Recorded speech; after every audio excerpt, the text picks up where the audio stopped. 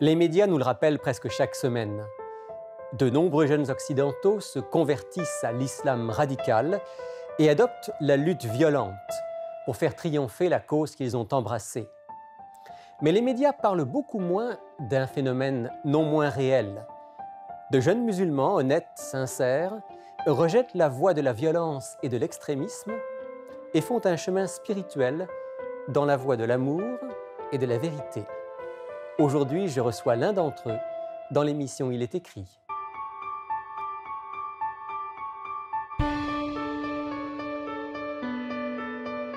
Il est écrit, une émission présentée par Rémi Ballet.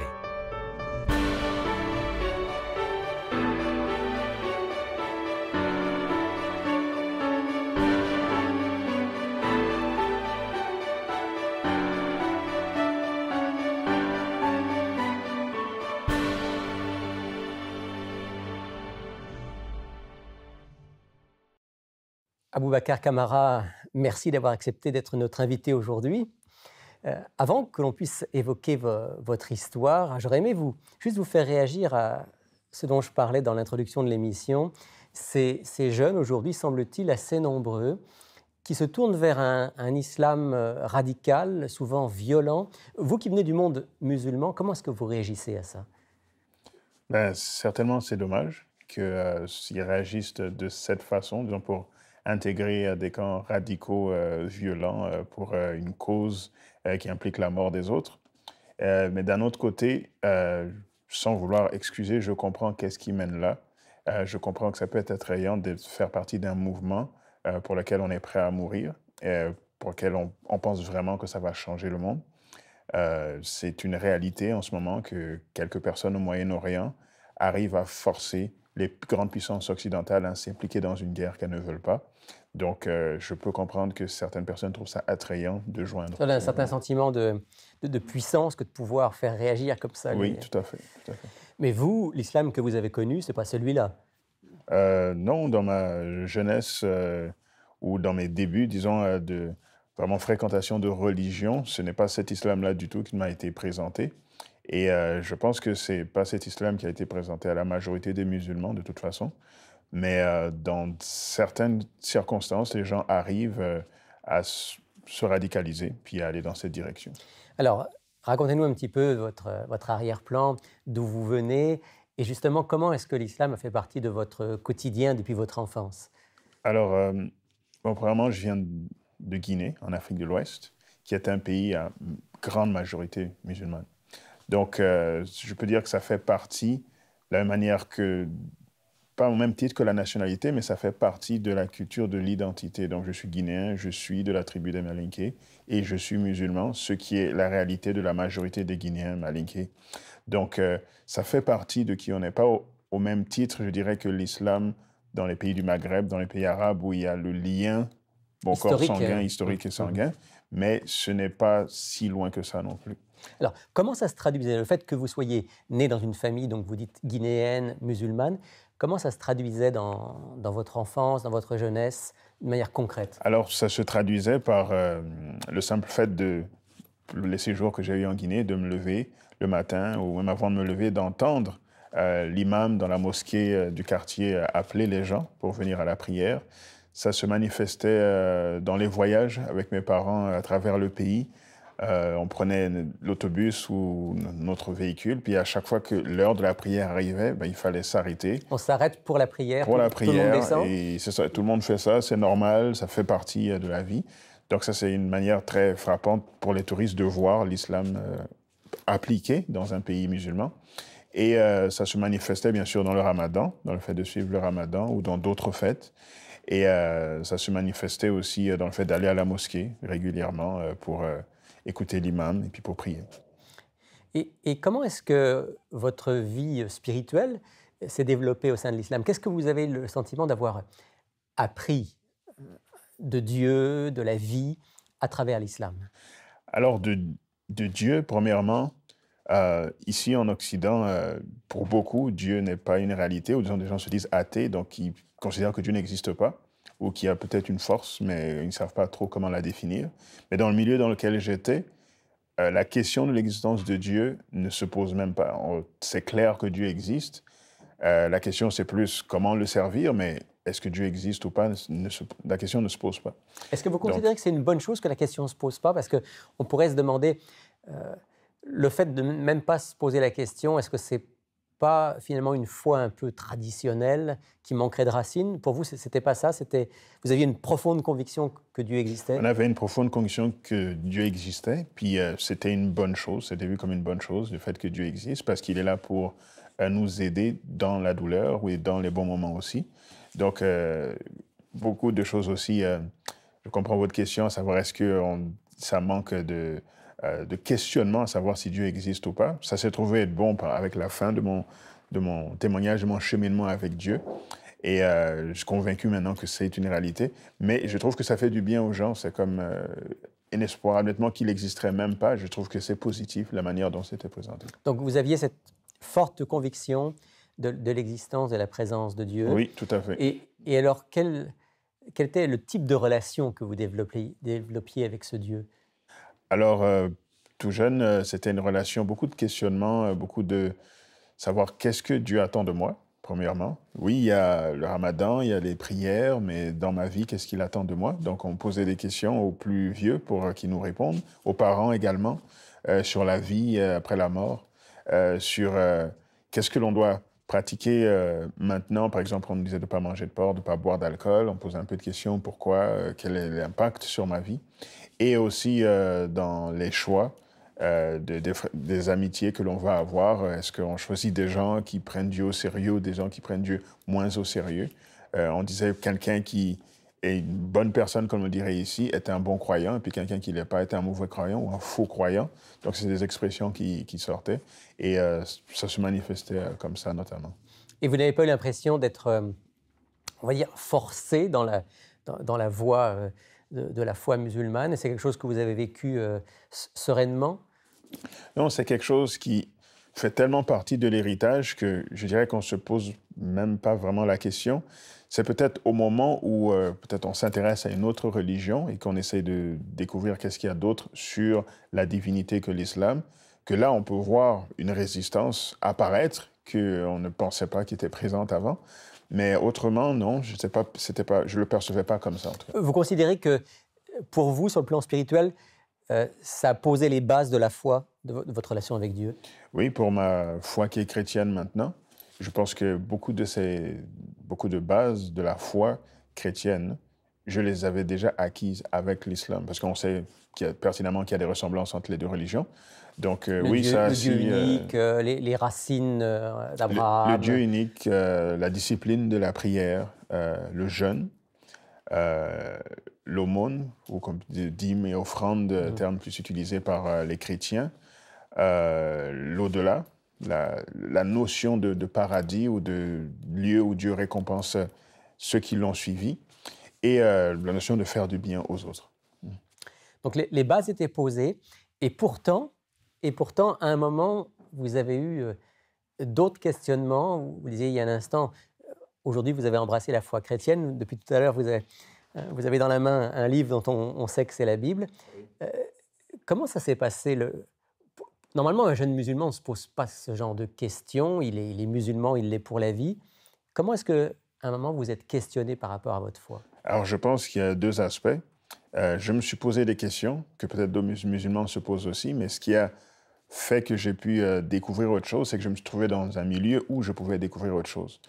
J'ai été en France, mes parents m'ont envoyé en France à l'âge de 16 ans, et certains questionnements que j'avais par rapport à Dieu, par rapport à la religion, je trouvais des réponses que les imams m'avaient données, mais j'avais encore, certaines réponses n'étaient pas forcément pleinement satisfaisantes, et donc dans la recherche de ces réponses, je suis tombé sur des chrétiens qui étudient la Bible, qui m'ont offert d'étudier la Bible, et j'ai découvert des aspects plus profonds à ces réponses. Alors, donnez-nous quelques exemples de questions que vous vous posiez et pour lesquelles vous aviez probablement un certain nombre d'hésitations à accepter complètement la réponse qu'on vous avait donnée, et vous avez pu aller plus loin.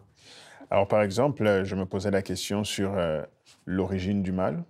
Comment est-ce que le mal, le péché qui est dans ce monde a commencé? Et il y a bien sûr un aspect, une réponse à cette question dans le Coran, à savoir comment Lucifer a refusé de se prosterner devant Adam, la créature de Dieu, lorsque Dieu le lui a demandé.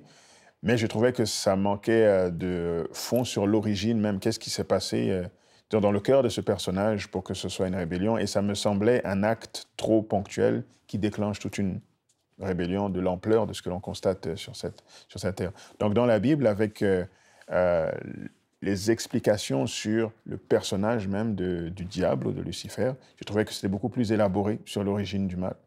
Et par rapport à cela, toujours, la conclusion du mal, à savoir comment Dieu va résoudre ce problème, comment Dieu va y mettre fin une fois pour toutes.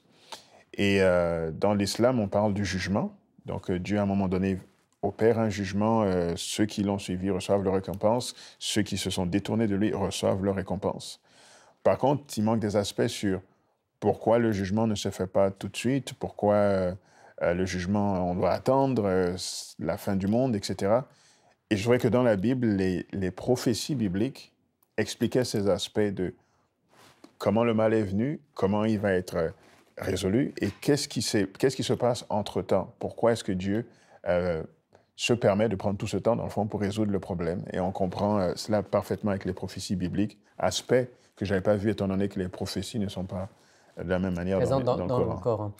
Aboubacar, avant qu'on aille un petit peu plus loin sur encore ce qui vous a intéressé, interpellé dans l'Évangile et dans la Bible, j'essaie de me mettre à votre place au moment où vous commencez à vous poser ces questions, vous les posez à des chrétiens que vous avez rencontrés.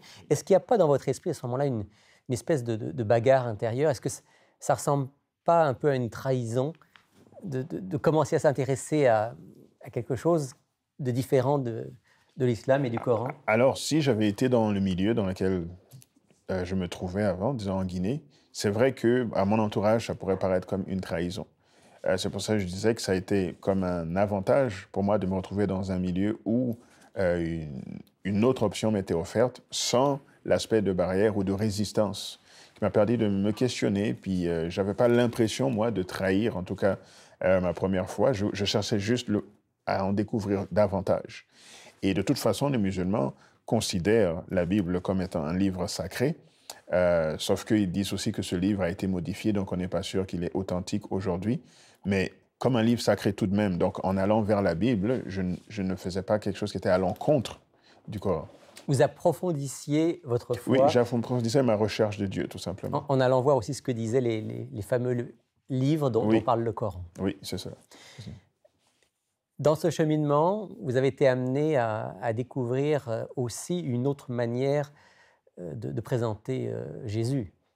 Oui, car justement, des questionnements, le questionnement, je dirais, central, c'est la personne de Jésus-Christ. Quand on parle du débat musulman-chrétien, généralement, c'est autour de là. C'est autour de là, à savoir est-ce que Jésus est vraiment le Fils de Dieu? Est-ce que Jésus est vraiment mort sur la croix? Si oui ou non, si oui, pourquoi?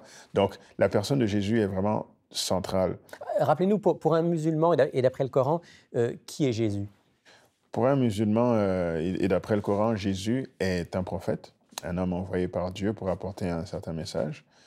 Ce n'est pas le Fils de Dieu, par contre, comme le pensent les chrétiens. Et Jésus est, chez les musulmans aussi, la personne qui va, à la fin, exercer le jugement avec Dieu. Mais il n'est pas mort sur la croix. Mais il n'est pas mort sur la croix, effectivement. Donc, il n'est pas ressuscité non plus. Donc, je me posais des questions par rapport à cela. Et j'ai lu les évangiles, donc Matthieu, Marc, Luc, le début du Nouveau Testament, pour comprendre mieux qui était ce Jésus. Et en le lisant, j'ai découvert la dimension très personnelle de la relation avec Dieu que Jésus propose. Dans le Coran, Dieu est présent, Dieu intervient dans la vie des personnes, mais je trouvais que Jésus a amené une dimension beaucoup plus personnelle, beaucoup plus relationnelle avec les créatures. Parce que Jésus, dans le fond, est Dieu fait homme. C'est Dieu qui vient vers les hommes, oui, qui vient à leur rencontre. Oui, tout à fait. Ça, c'est beaucoup moins présent dans le Coran. Oui, tout à fait, beaucoup moins présent. Donc, vous découvrez ce Jésus qui est Dieu qui vient parmi les hommes.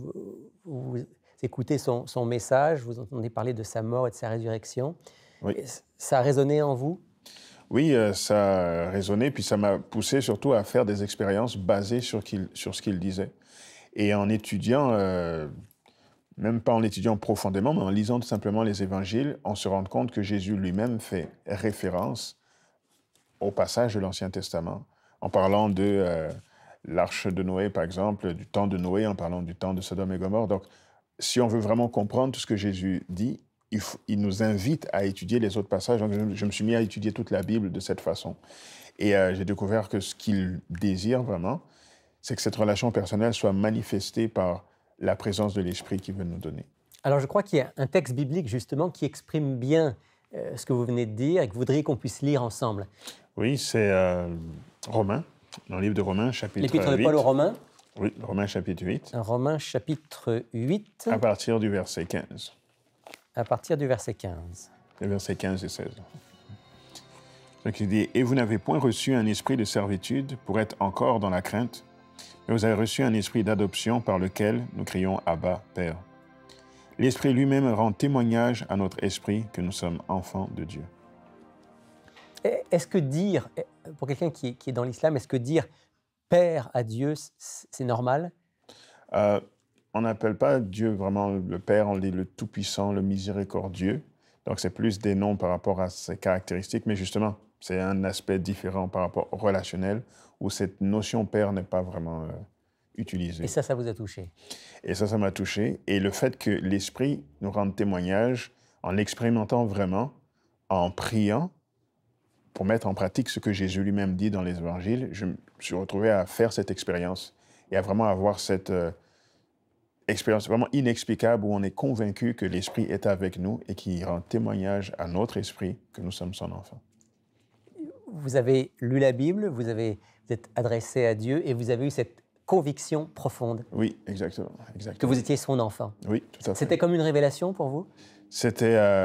Oui, c'était une révélation que cela était possible. Je savais que Dieu existait, je savais que Dieu voulait prendre soin de ses créatures, mais l'expérimenter est une autre chose. Et là, c'était la première fois que je l'expérimentais avec autant de puissance et que je pouvais surtout savoir d'où ça venait exactement parce que je m'étais basé sur ce que Jésus avait dit. C'était donc pour vous, à travers Jésus, que s'expérimentait la réalité d'être fils. Oui, tout à fait, tout à fait. À partir de là, vous avez décidé de consacrer entièrement votre vie à partir de là, j'ai décidé de cheminer davantage, d'étudier davantage la Bible, de me faire baptiser en tant que chrétien, d'adopter une nouvelle foi, tout simplement. Ça, vous venez de parler du baptême. Il n'y a pas d'équivalent du baptême dans l'islam. Non, lorsque l'on veut devenir musulman, il faut prononcer une parole où on reconnaît que Mahomet est le prophète de Dieu, qu'il n'y a pas d'autre Dieu que Dieu seul, qu'il est le Tout-Puissant, que Mahomet est son prophète, son envoyé. Et c'est tout. À partir de là, on est déclaré musulman. On le fait devant des témoins et c'est tout. Tandis que là, vous avez expérimenté cet acte du baptême. On parle ici du baptême par immersion, tel que l'enseigne le Nouveau Testament. Oui, tout à fait. En 2 mots, racontez-nous comment vous avez vécu ça. Donc, j'ai eu la joie de vivre cela avec mes parents musulmans. Je les ai invités à participer à cette expérience. Et à ma grande surprise, ils sont venus. Mes frères aussi. Donc, toute la famille immédiate était présente. Et j'ai répondu aux questions du pasteur, les 13 questions de la foi fondamentale, de la profession de foi. Et ensuite, je suis monté dans la bassine. Il a procédé au baptême tel qu'on le fait dans l'église chrétienne. Et voilà, là, je suis devenu une nouvelle créature. Mais ce qui était beau là-dedans, c'est qu'avant même de pratiquer ce baptême physique, j'avais expérimenté ce que l'on vient de lire dans Romains chapitre 8. Donc, le baptême était comme pour moi une confirmation, une manifestation publique de ce qui était déjà dans mon cœur. Aboubacar Camara, on aurait encore beaucoup à dire. Votre histoire est passionnante. On va se retrouver pour une autre émission. Mais avant qu'on se quitte pour aujourd'hui, est-ce que vous accepteriez de faire une courte prière, comme je le demande souvent à mes invités, pour que Dieu puisse justement nous donner cette assurance que nous sommes ses enfants? Vous voulez bien prier avec nous? Ok, prions ensemble. Éternel, notre Père et notre Dieu, nous voulons te remercier pour ta parole et pour le fait que tu nous guides dans tous les aspects de notre vie. Merci de te révéler à nous. Soit avec ce témoignage que nous avons donné brièvement de ce que tu peux faire dans la vie d'un musulman et ce que tu peux faire dans la vie de n'importe quelle autre personne. C'est au nom de ton Fils Jésus que nous t'avons prié. Amen. Amen. Bonjour, je m'appelle Sylvain Duval et je suis responsable des cours bibliques à Il est écrit. J'aimerais personnellement vous inviter à approfondir les sujets abordés dans nos émissions à l'aide du cours Découverte. Cette étude explore tous les grands thèmes bibliques en relation avec notre vie quotidienne. Ce cours est entièrement gratuit. Vous pouvez le suivre par correspondance, par Internet et bien sûr en personne avec un instructeur. Inscrivez-vous dès maintenant à ilestécrit.tv ou tout simplement par téléphone au 1-866-729-3515. Bonjour Gabriel. Bonjour Rémi. Bonjour Sylvain. Salut Rémi. Gabriel, tu m'as l'air bien chargé aujourd'hui. Qu'est-ce que tu as Oui. sur les genoux? Je suis bien chargée. Aujourd'hui, on Moi, a je une dirais offre bien spéciale. équipé. Bien équipée, oui, absolument. On a une offre spéciale cette semaine. On offre à nos auditeurs la Bible. Le livre de référence. Exactement, le livre sur lequel toutes nos émissions sont basées.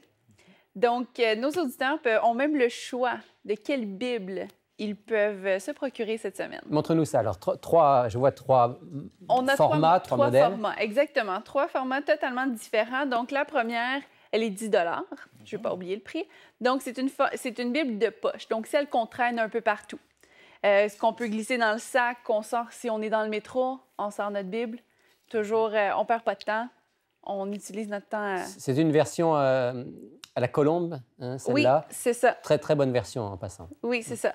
La deuxième que j'ai, qui est 20 $, qui est une Louis II. Et puis celle-là, c'est une Bible d'études. Donc, à la fin, on a vraiment des études bibliques. Donc, qui va nous Classé aider à par approfondir. thème, par sujet, Voilà, pour voir ce que dit la Bible dans différents domaines. c'est ça. Donc, ici, par exemple, j'ai l'heure du jugement, l'alliance éternelle de Dieu. Donc, on a vraiment des études des pour chaînes de approfondir versets un aussi petit peu. Oui, Ça, c'est... exactement. Et finalement, celle qui est un petit peu plus grosse, à 30 $, c'est une Bible que je suggère pour la Bible de dévotion, celle qu'on lit le matin, celle qu'on lit le soir. Elle est plus grande, elle est plus facile à lire. Ce Il y sont a les de gros l'espace, caractères. des grands caractères, exactement. Il y a de l'espace pour annoter les chapitres, pour surligner, on peut même apposer des post-it, comme on dit, pour vraiment étudier en profondeur. Donc voilà, 3 Bibles proposées aujourd'hui à nos auditeurs. Voilà. À 10 $, la Bible de poche. À 20 $, 20 la Bible d'études avec les études bibliques. C'est Et ça. à 30 $, La plus grosse. en gros caractères. Voilà. Merci Gabriel. On rappellera tout à l'heure à nos auditeurs nos coordonnées pour qu'ils puissent se la procurer. Et je me tourne vers toi, Sylvain. Et tu sais ce que j'attends? Ben oui. Une question. Une question. La question de nos auditeurs. Ben, écoute, la question ici, j'ai respecté la formulation de la question, mais je crois qu'à quelque part, avec les versets bibliques, on pourra mieux comprendre. Voici la question de Carole de Sherbrooke. D'où vient le Saint-Esprit? Carole de Sherbrooke Oui, nous c'est ça. demande d'où vient le Saint-Esprit. Oui. Je ne suis pas sûr de complètement comprendre la question. Savoir exactement ce qu'elle veut nous dire, Ouais. d'où vient le Saint-Esprit, mais je comprends que sa question est relative à peut-être comprendre qui est le Saint-Esprit, Oui, qui est le Saint-Esprit? D'où vient le Saint-Esprit? quelle est son œuvre. Mais Jésus a dit qu'il va nous envoyer le Saint-Esprit ou que le Saint-Esprit va venir. Et j'ai pensé à Jean 15, verset 26, qui nous dit que le Saint-Esprit va nous être envoyé de la part du Père. Oui, OK? Donc à fait. déjà là, quelque part... Alors, c'est sûr que si on prend la question au sens strict, d'où vient le Saint-Esprit? Oui, le Saint-Esprit vient de Dieu, il vient du Père, il est envoyé aussi à la demande du Christ. Probablement que Carole veut aussi demander au-delà, mais qui est le Saint-Esprit? Quelle est son importance? Quel est son rôle? Alors là, il faudrait dire à Carole que ça, Trois autres bonnes questions. ça demande au moins 3 émissions, il est écrit sur le sujet. Exactement. Au moins 3 émissions sur le sujet. Mais peut-être qu'on peut quand même lire 1 ou 2 textes qui nous parlent du Saint-Esprit. Hein. On va faire référence à la Bible, c'est toujours notre point de référence. On parlait tout à l'heure justement de l'Évangile selon Jean. Et c'est probablement l'Évangile selon Jean qui nous parle le plus. Du Saint-Esprit. Et Jésus dit dans cet Évangile, au chapitre 14, « Et moi je prierai le Père, et il vous donnera un autre consolateur qui sera éternellement avec vous, l'Esprit de vérité, que le monde ne peut recevoir parce qu'il ne le voit pas et ne le connaît pas, mais vous le connaissez parce qu'il demeure près de vous et qu'il sera en vous. » Alors, c'est un très beau texte parce que Jésus dit, et là on voit le Fils, le Père, Père. et le Saint-Esprit dans ces versets. Il dit qu'il va être envoyé comme un consolateur, d'autres versions vont dire comme un soutien, et qu'il va nous guider dans la vérité et qu'il va être en nous.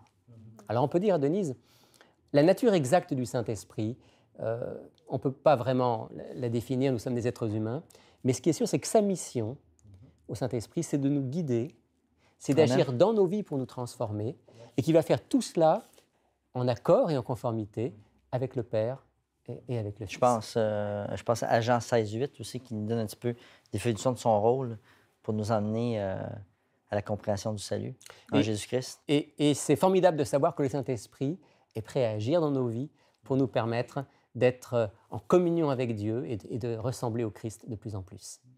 Il y aurait beaucoup à dire. On reviendra certainement dans une émission sur le rôle du Saint-Esprit. Merci à Denise d'avoir posé la question.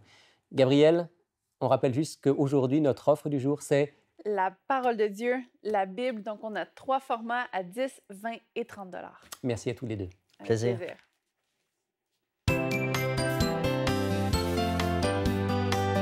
Pour effectuer votre commande, écrivez-nous à Il est écrit, casier postal 99, succursale Rosemont, Montréal, Québec, H1X3B6. Vous connaissez certainement le site web de l'émission Il est écrit, mais pour ceux d'entre vous qui ne l'auraient pas encore visité, on aimerait, avec mon ami Sylvain, en quelques mots, vous en présenter le contenu. Alors Sylvain, qu'est-ce qu'on trouve sur le site web d'Il est écrit? Bon, un des points, c'est sûr, qui est le plus important pour moi, c'est la possibilité de voir les émissions en tout temps. Donc ça, c'est... Toutes nos émissions sont archivées. Voilà. Puis, les requêtes de prière, c'est une opportunité de nous écrire. Donc, vous pouvez nous écrire, peut-être vous confier même, à quelque part, ça reste anonyme. Puis, on a l'opportunité de prier aussi pour toutes les personnes. Par ailleurs, vous trouverez aussi sur notre site, bien entendu, l'offre de la semaine. Dans notre boutique, vous aurez même toute une série de livrets, de CD, de DVD qui sont disponibles. Dans la boutique, Rémi, est-ce qu'on retrouve tous les livres des offres du jour? Oui, pratiquement tous les livres des offres du jour sont là dans notre boutique. Et puis également sur notre site web, vous avez la possibilité de laisser vos commentaires et on répond à certaines de vos questions. Voilà. Puis on ne devrait pas oublier, Sylvain, les cours. Bien, les cours bibliques, c'est vrai. Donc, le cours découverte, bien sûr, en ligne, toujours disponible, et plein feu sur les prophéties. Donc, n'hésitez pas, quand vous en avez l'occasion, à aller faire un tour sur notre site web iletécrit.tv. Merci pour vos émissions. Elles m'aident beaucoup avec ma foi. Si vous aussi vous aimez les émissions Il est écrit, j'aimerais vous inviter à soutenir financièrement leur production, pour que ces messages d'espoir continuent à être diffusés. Pour faire un don, rendez-vous sur iletécrit.tv ou encore au 1-866-729-3515. Merci à l'avance pour votre générosité. J'espère que le sujet d'aujourd'hui vous aura intéressé. Merci de nous avoir suivis. Je vous rappelle que vous pouvez toujours réagir à nos émissions, nous faire part de vos commentaires. Vous pouvez le faire bien sûr en nous téléphonant, en nous écrivant, en allant sur notre site web ou sur notre compte Facebook. N'hésitez pas à le faire. Chaque semaine, l'équipe d'Il est écrit a le plus grand plaisir à recevoir vos commentaires. Au nom de toute l'équipe, justement, je vous souhaite une très belle semaine. Et je vous rappelle que le Christ lui-même nous a dit, il est écrit, l'homme ne vivra pas de pain seulement, mais de toute parole qui sort de la bouche de Dieu.